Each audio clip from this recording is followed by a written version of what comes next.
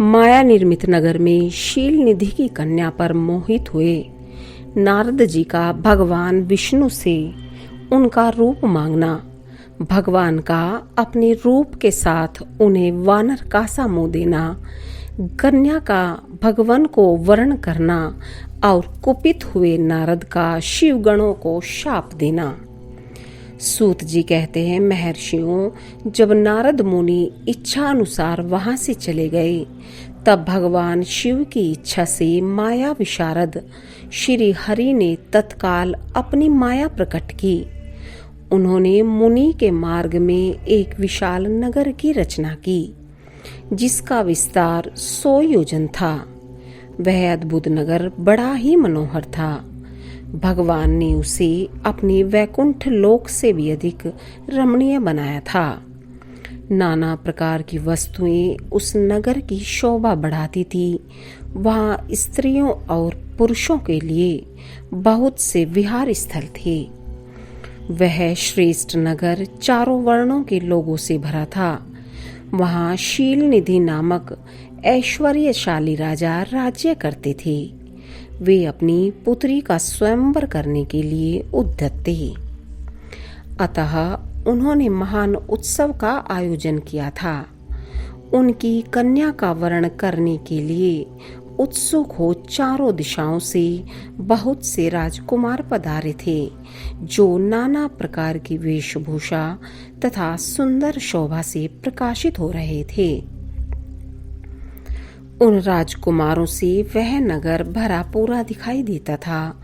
ऐसी सुंदर राजनगर को देख नारद जी मोहित हो गए। वे राजा शील निधि के द्वार पर गए। मुनि शिरोमणि नारद को आया देख महाराज शील निधि ने श्रेष्ठ रत्नमय सिंहासन पर बिठाकर उनका पूजन किया। तत्पश्चात अपनी सुंदरी कन्या को, जिसका नाम श्रीमती था, बुलवाया और उससे नारद जी के चरणों में प्रणाम करवाया। उस कन्या को देखकर नारद मुनि चकित हो गए और बोले, राजन, यह देव कन्या के समान सुंदरी महाभागा कन्या कौन है? उनकी यह बात सुनकर राजा ने हाथ जोड़कर कहा, मुने, यह मेरी पुत्री है। इसका नाम श्रीमती है। अब इसके विवाह का समय आ गया है। यह अपने लिए सुंदर वर चुनने के निमित्त स्वयंवर में जाने वाली है। इसमें सब प्रकार के शुभ लक्षण लक्षित होते हैं। महर्षि, आप इसका भाग्य बताइए। राजा के इस प्रकार पूछने पर काम से विवल हुए मुनि श्रेष्ठ नारद उस कन्या को प्राप्त करने की इच्छा मन में लिए राजा को संबोधित करके इस प्रकार बोले, भूपाल, आपकी यह पुत्री समस्त शुभ लक्षणों से संपन्न है, परम सौभाग्यवती है। अपने महान भाग्य के कारण यह धन्य है और साक्षात लक्ष्मी की भांति समस्त गुणों की आगार है। इसका भावी पति निश्चय ही भगवान शंकर के समान वैभवशाली, सर्वेश्वर, किसी से पराजित न होने वाला, वीर, काम विजयी तथा संपूर्ण देवताओं में श्रेष्ठ होगा। ऐसा कहकर राजा से विदा ले इच्छा अनुसार विचरने वाले नारद मुनि वहां से चल दिए। वे काम के वशीभूत हो गए थे। शिव की माया ने उन्हें विशेष मोह में डाल दिया था। वे मुनि मन ही मन सोचने लगे कि मैं इस राजकुमारी को कैसे प्राप्त करूं। स्वयंवर में आए हुए नरेशों में से सबको छोड़कर यह एकमात्र मेरा ही वरण करे। यह कैसे संभव हो सकता है? समस्त नारियों का सौंदर्य सर्वथा प्रिय होता है। सौंदर्य को देखकर ही वह प्रसन्नता पूर्वक मेरे अधीन हो सकती है, इसमें संशय नहीं है। ऐसा विचार कर काम से विवल हुए मुनिवर नारद भगवान विष्णु का रूप ग्रहण करने के लिए तत्काल उनके लोक में जा पहुंचे। वहां भगवान विष्णु को प्रणाम करके वे इस प्रकार बोले, भगवान, मैं एकांत में आपसे अपना सारा वृतांत कहूंगा। तब बहुत अच्छा कहकर लक्ष्मीपति श्री हरि नारद जी के साथ एकांत में जा बैठे और बोले, मुने, अब आप अपनी बात कहिए। तब नारद जी ने कहा, भगवान, मैं आपके भक्त जो राजा शील निधि हैं, वे सदा धर्म पालन में तत्पर रहते हैं। उनकी एक विशाल लोचना कन्या है जो बहुत ही सुंदरी है। उसका नाम श्रीमती है। वह विश्व मोहिनी के रूप में विख्यात है और तीनों लोकों में सबसे अधिक सुंदरी है। प्रभु, आज मैं शीघ्र ही उस कन्या से विवाह करना चाहता हूँ। राजा शीलनिधि ने अपनी पुत्री की इच्छा से स्वयंवर रचाया है, इसलिए चारों दिशाओं से वहां सहस्त्रों राजकुमार पधारे हैं। नाथ, मैं आपका प्रिय सेवक हूँ, अतः आप मुझे अपना स्वरूप दे दीजिए, जिससे राजकुमारी श्रीमती निश्चय ही मुझे वर ले। सूत जी कहते हैं, महर्षियों, नारद मुनि की ऐसी बात सुनकर भगवान मधुसूदन हंस पड़े और भगवान शंकर के प्रभाव का अनुभव करके उन दयालु प्रभु ने उन्हें इस प्रकार उत्तर दिया। भगवान विष्णु बोले, मुने, तुम अपने अभीष्ट स्थान को जाओ, मैं उसी तरह तुम्हारा हित साधन करूंगा, जैसे श्रेष्ठ वैद्य अत्यंत पीड़ित रोगी का करता है, क्योंकि तुम मुझे विशेष प्रिय हो। ऐसा कहकर भगवान विष्णु ने नारद मुनि को मुख तो वानर का दे दिया और शेष अंगों में अपने जैसा स्वरूप देकर वे वहां से अंतर्ध्यान हो गए।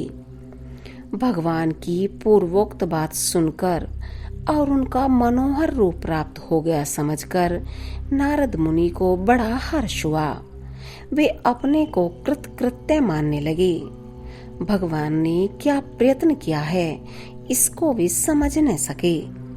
तदंतर मुनि श्रेष्ठ नारद शीघ्र ही उस स्थान पर जा पहुंचे जहां राजा शीलनिधि ने राजकुमारों से भरी हुई स्वयंवर सभा का आयोजन किया था। विप्रवरों, राजपुत्रों से घिरी हुई वह दिव्य स्वयंवर सभा दूसरी इंद्र सभा के समान अत्यंत शोभा पा रही थी। नारद जी उस राजसभा में जा बैठे और वहां बैठकर प्रसन्न मन से बार बार यही सोचने लगे कि मैं भगवान विष्णु के समान रूप धारण किए हुए हूँ, अतः वह राजकुमारी अवश्य मेरा ही वर्ण करेगी, दूसरे का नहीं। मुनि श्रेष्ठ नारद को यह ज्ञात नहीं था कि मेरा मुंह कितना कुरूप है। उस सभा में बैठे हुए सब मनुष्यों ने मुनि को उनके पूर्व रूप में ही देखा। राजकुमार आदि कोई भी उनके रूप परिवर्तन के रहस्य को न जान सके। वहां नारद जी की रक्षा के लिए भगवान रुद्र के 2 पार्षद आए थे, जो ब्राह्मण का रूप धारण करके गूढ़ भाव से वहां बैठे थे। वे ही नारद जी के रूप परिवर्तन के उत्तम भेद को जानते थे। मुनि को कामावेश से मूढ़ हुआ जान वे दोनों पार्षद उनके निकट गए और आपस में बातचीत करते हुए उनकी हंसी उड़ाने लगे। परंतु मुनि तो काम से विवल हो रहे थे, अतः उन्होंने उनकी यथार्थ बात भी अनसुनी कर दी। वे मोहित हो श्रीमती को प्राप्त करने की इच्छा से उसके आगमन की प्रतीक्षा करने लगे। इसी बीच में वह सुंदरी राजकन्या स्त्रियों से घिरी हुई अंतःपुर से वहां आई। उसने अपने हाथ में सोने की एक सुंदर माला ले रखी थी। वह शुभ लक्षणा राजकुमारी स्वयंवर के मध्य भाग में लक्ष्मी के समान खड़ी हुई अपूर्व शोभा पा रही थी। उत्तम व्रत का पालन करने वाली वह भूप कन्या माला हाथ में लेकर अपने मन के अनुरूप वर का अन्वेषण करती हुई सारी सभा में भ्रमण करने लगी।